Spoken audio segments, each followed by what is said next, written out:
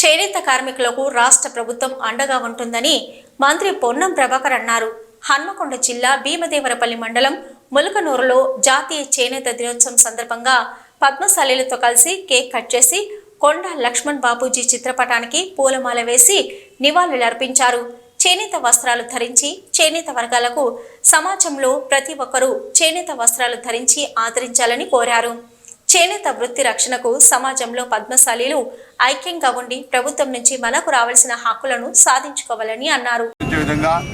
మారుతున్న దానికి అనుగుణ డిజైన్లను కూడా పెంచవలసే విధంగా మరి యొక్క కార్యక్రమాన్ని తీసుకుంటున్నాను.